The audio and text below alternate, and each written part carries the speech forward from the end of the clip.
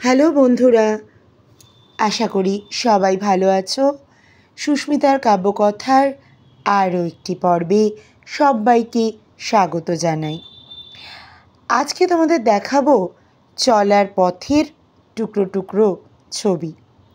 আমরা যারা প্রতিদিন নিত্য নৈমিত্তিক প্রয়োজনে পথে বেরোই, তাদের কিন্তু চোখে ধরা পড়ে পথের দুধারের নানান দৃশ্য। হতে পারে তা সামান্য, অতি সাধারণ, কিন্তু তার মধ্যেও থাকে ভালো লাগার এক টুকরো আবেশ।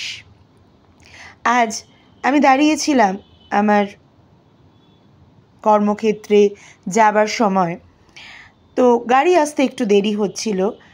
হঠাৎই আমার চোখ এবং মন কেড়ে নিল আমার দাঁড়িয়ে থাকার দুপাশের এই সবুজ বনানী। চারপাশে কি সুন্দর সবুজের সমারোহ। আবার চলতে চলতে এক পথে নজরে এলো সবুজের মাঝে ছোট্ট একটা জলাশয়। আজকাল তো জলাশয় প্রায় চোখেই পড়ে না, কিন্তু এই সবুজের মাঝে হঠাৎ করে ঝলক দেওয়া জলাশয়টিও খুব ভালো লাগলো আমার।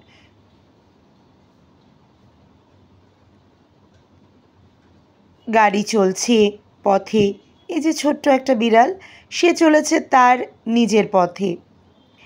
আমার চলার পথে সেও একটু সময় দখল করে নিল।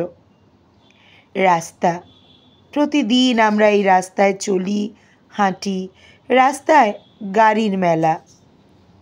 চলার পথের এই দৃশ্যগুলো হঠাৎই কেমন যেন ভালো লেগে যায়। আমরা অনেক সময় লক্ষ্যই করি না আমাদের চলার দুপাশে কত সুন্দর এই চলন্তিকার চলচ্চিত্রদের। সবাই চলি, সবাই পথে হাঁটি, সবাই প্রয়োজনে বেরোই, কিন্তু অনেক সময় এই পথের পাশের ছোট্ট ছোট্ট দৃশ্যগুলো আমাদের চোখের বাইরে থেকে যায়। হয়তো আমরা নানান চিন্তায় কাজে যাই বা কাজে যাওয়ার তাড়ায় এই চলমান দৃশ্যগুলো খেয়ালই করি না, কিন্তু মাঝে মাঝে যখন হাতে একটু সময় থাকে তখন কিন্তু এই দৃশ্যগুলো মনে দোলা দেয়। প্রতিদিনের বাস, প্রতিদিনের গাড়ি, প্রতিদিনের সবুজ, প্রতিদিনের হেঁটে চলা মানুষ, সবাই জায়গা করে নেয় দৈনন্দিন এই রোজ নামচায়। সিগন্যালে দাঁড়িয়ে আছে গাড়িরা, আমিও দাঁড়িয়ে আছি আমার নির্দিষ্ট গাড়ির অপেক্ষায়।